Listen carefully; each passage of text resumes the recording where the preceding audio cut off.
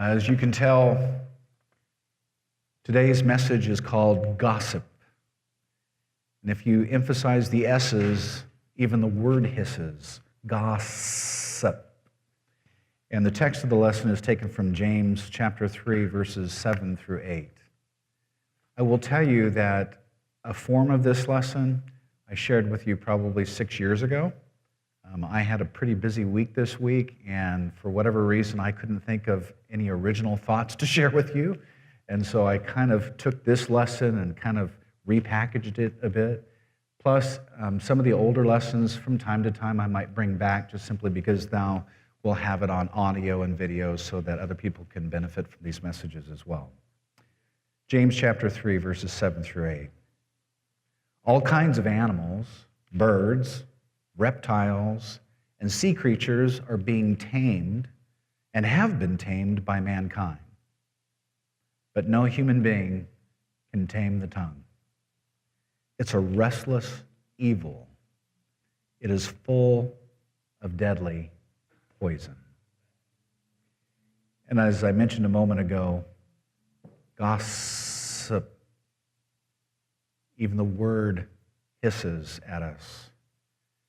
And the best definition I can provide for you is that gossip is talking about a situation with someone who is neither part of the problem nor part of the solution.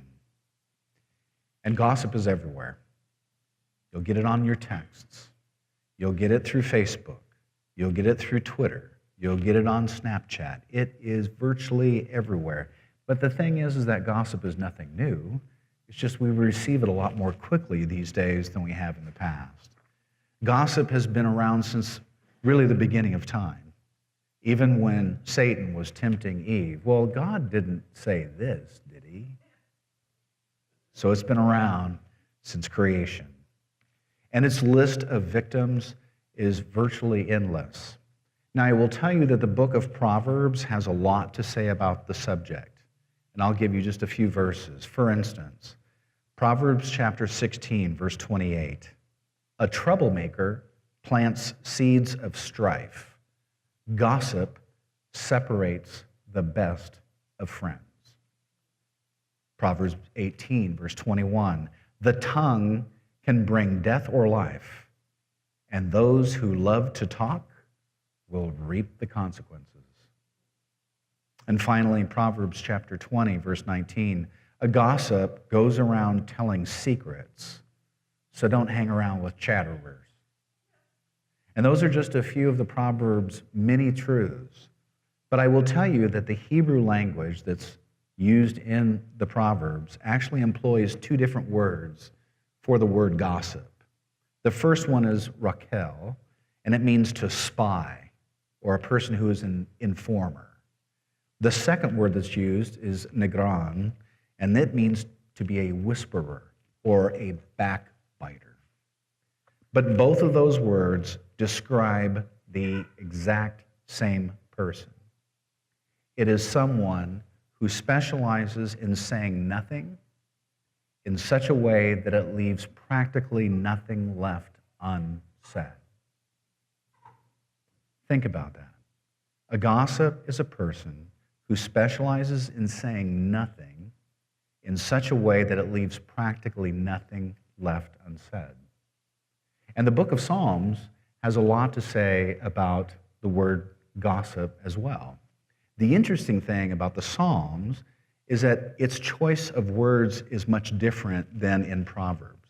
For instance, you'll find in the book of Psalms references to gossip being akin to a dagger or a sword, or a poisonous tip, or arrows, or death and destruction, just to name a few of the adjectives that the Psalms provide. And the inescapable conclusion, I think, in reading the totality of what the Psalms have to say about the subject of gossip is that the tongue has the power to destroy lives. The problem, I think, is that words like dagger and sword and poisonous tipped arrows, they aren't really part of our current vernacular. We don't use the word dagger a lot, or sword a lot, or poisonous tipped arrows. So, what if we used more current events to describe the carnage that gossip can cause? Here's a couple of examples. The tongue is like a suicide bomber who blows himself up in a preschool full of innocent children. Or the tongue is like a kid from the lunatic fringe who walks into a kindergarten class and begins spraying bullets all over the place. Or here's one last one. The tongue is like a sniper who uses a silencer and assassinates his victim from a distance so his victim never knew what hit him. Is that better? Is that better than using dagger and arrows and swords? Certainly gives us a much more clear picture about what gossip can do. And maybe the reason why God used that kind of imagery, the imagery of daggers and swords and poisonous tipped arrows, is because we don't give a lot of thought to the devastation that the tongue can leave in its wake. But if you've ever been a victim of gossip, you know its destructive effects firsthand. In fact, Jesus' half-brother, James, knew firsthand the effects of gossip and its effect on his older brother, Jesus. James chapter 3, verses 5 and 6, a portion of the text that we started this message with says, "But a tiny spark can set a great forest on fire, and the tongue is a flame of fire. It is a whole world of wickedness, corrupting your entire body. It can set your whole life on fire, for it is set on fire by hell itself." Wow. It's pretty stark, pretty blunt, but very truthful. As you know, I live in Ramona, and so I know the devastating consequences that fires can have.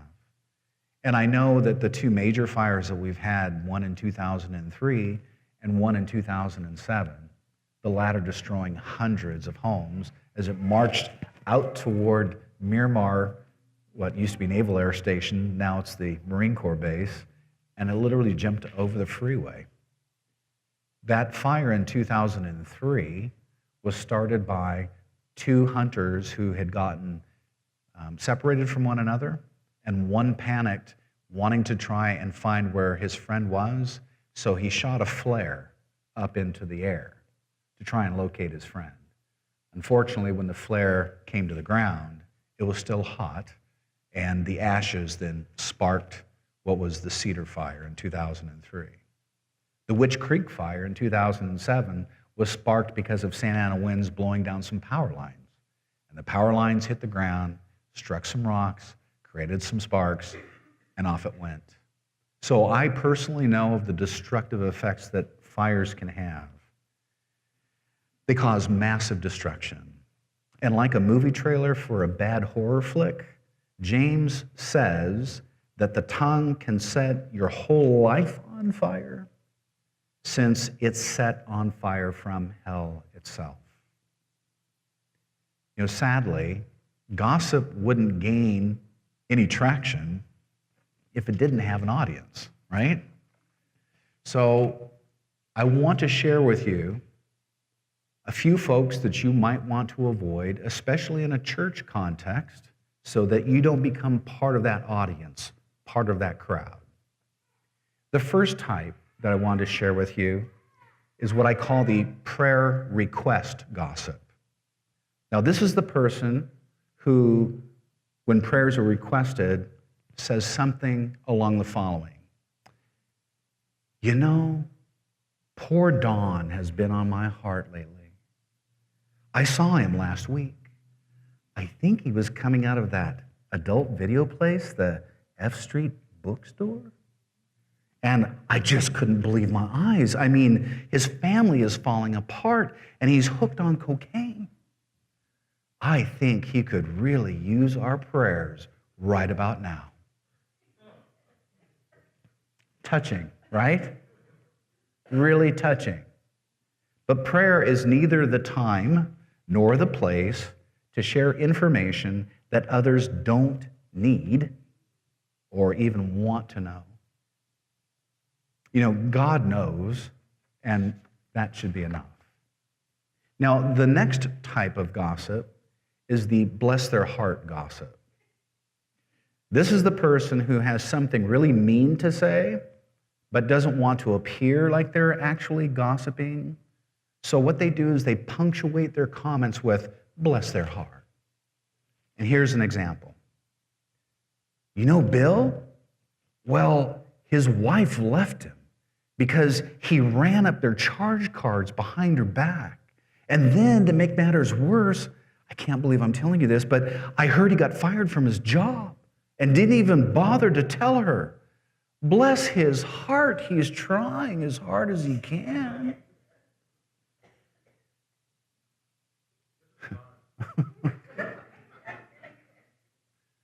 So, with the bless their heart gossip, don't be fooled. Using the phrase bless their heart is just gossip dressed up in a pretense of concern. It's not some sort of pet religious phrase that we can say to magically justify sin.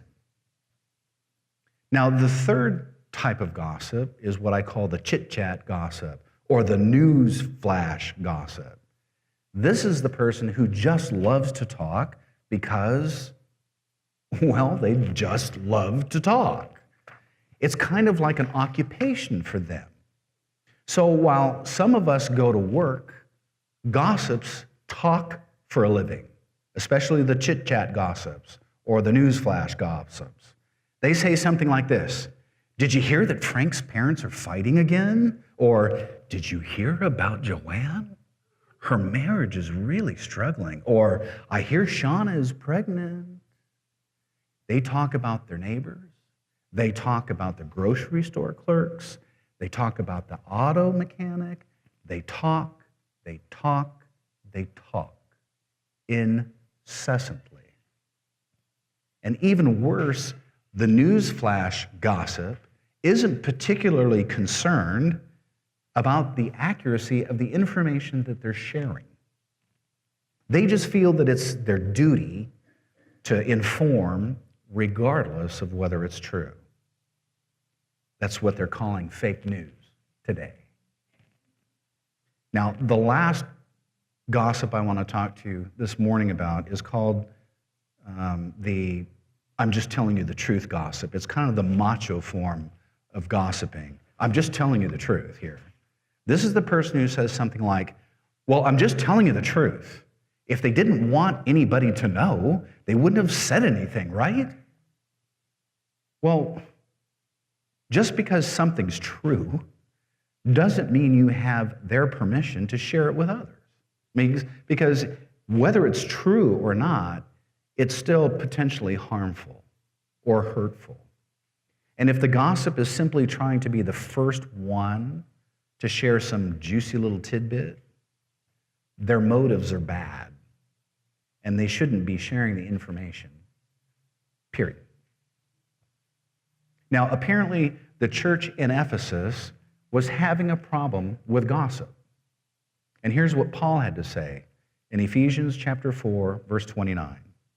Don't let any unwholesome talk come out of your mouths, but only what is helpful for building others up according to their needs. You see, church, gossip is not an option. We should be asking questions like, well, where does he hurt? Or how can I help? Those are the kinds of questions that we should be asking, because then, once answered, words of hope and encouragement can then be crafted and shared with that person rather than whispering words of destruction about that person to the curious. Words should be used to build people up, not tear them down. The point is to talk to them, not about them. So instead of sharing Don's dirty laundry through the facade of a prayer request, imagine actually going to Don, finding out what his needs are, and then speaking words that will build Don up.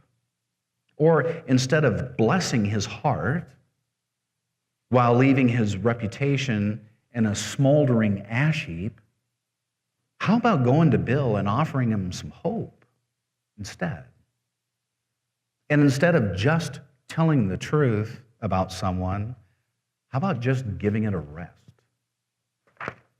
Imagine if we actually talked to people instead of about people. Although the expression that you've heard probably many times, well, talk's cheap. Well, the truth is it's not.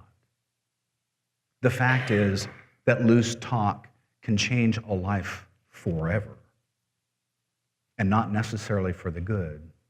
Unfortunately, there are still those who believe that if it's being whispered, it must be true. But the truth is that if it's not said, it can't spread. It's not that complicated, right? If it's not said, it can't be spread. And I wanted to bring this message to a conclusion by sharing with you a story out of Yiddish folklore, the kind of the Jewish religion. And it recounts a story about this man who had told so many malicious untruths about his local rabbi that, overcome with remorse, he begged the rabbi for forgiveness. He said, "Rabbi, please, please, please tell me what I can do to make amends." The rabbi replied, "Here's what you can do. Take 2 down pillows to the public square and cut the pillows open. Then wave them in the air and come back when you're done." So the parishioner, thinking, well, this must have something to do with forgiveness, he sprints home, he gets the 2 pillows, he gets a knife, and rushes back to the square. And in the middle of many people watching him, he cuts open the pillows and waves them wildly in the air. And when they're emptied, he runs back to the rabbi. And he says, "I did just exactly what you asked, Rabbi." The rabbi said, "Good. Now, to see how much harm gossip can cause, go back to the square and, Rabbi, and what should I do? Collect all the feathers."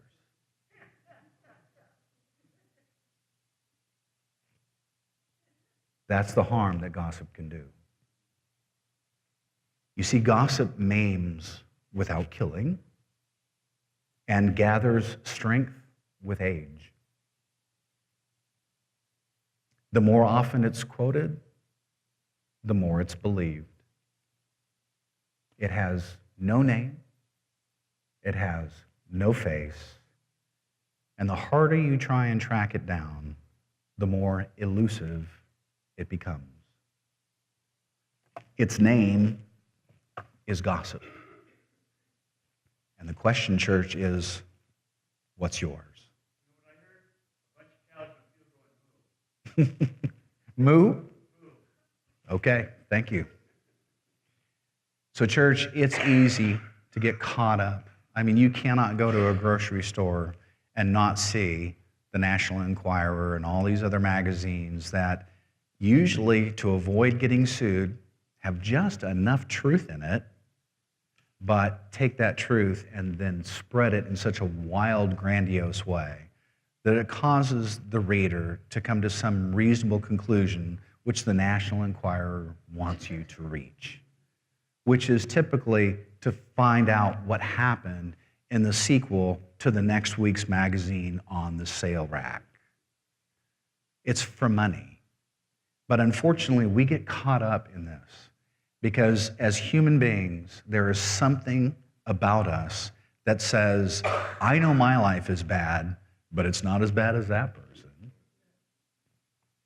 Instead of saying, wow, my life is not bad at all, and I'm going to aspire to be better. And my aspirations to be better have nothing to do with anybody else other than my relationship with Jesus Christ. And trying to improve ourselves at someone else's expense is exactly what Jesus was talking to the Pharisees about, because that's what they did. Remember when Jesus said, "Come to me, all you with heavy burdens, follow me. Take my burden, it's light." And what he was referring to was the Jewish religion that had imposed thousands and thousands and thousands of rules upon the Jewish people to where you could never, ever, ever have a good day. No matter what you did from the rising up until the laying down at night, you probably did 100 things wrong. And then you would constantly be in this situation where you would have to go back to your rabbi and find instruction and find counseling and find encouragement because you felt like such a failure. And Jesus said, "Follow me. My burden is easy. My yoke is light." And what is Jesus' burden? The burden that he is trying to give to us, removing the burden of this world to share with us, is the burden of following in his steps. And like last week, maybe following in his stops too. But you find in following after Jesus, it doesn't give you time to be worried about what other people are doing. And if I spend too much time worrying about what all of you are doing, I'm not doing what I should be doing. So rather than talking about it and others, it would be better for me not to be one of those prayer request gossips or the chit-chat news flash gossip or the "I'm just telling you the truth" gossip. And my favorite is the "bless your heart" gossip. Don't need to be those. I just need to be me and let you be you, and me encouraging you in the best way that I can with God's word, and you doing the same with me. But talking about you behind your back is not going to build up this church, and it's not going to build up me, and it's not going to build up the person that I'm talking about.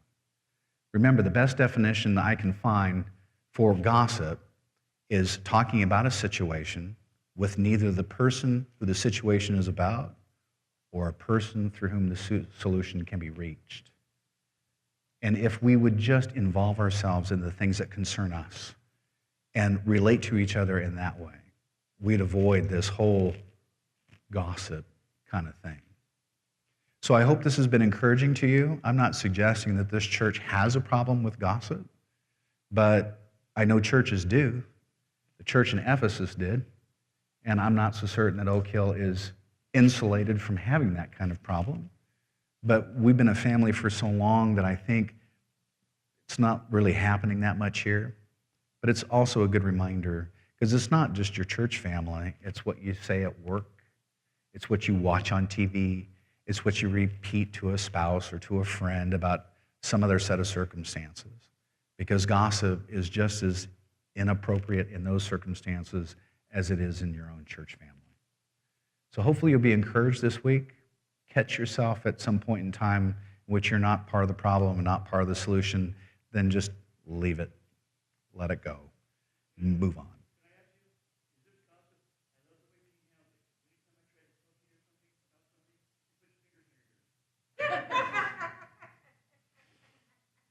That's a solution.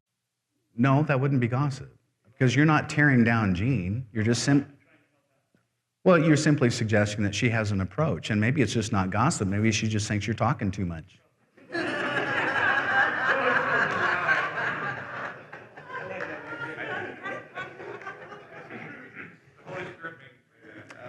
I love you, Richard. And I love Ron and Jean, too. Okay, so the next song that we're going to sing is Angry Words. I think it has a lot to do with gossip. So we'll conclude our service today with Angry Words. If you have any prayer requests, you can pass them up, so long as they're not gossip.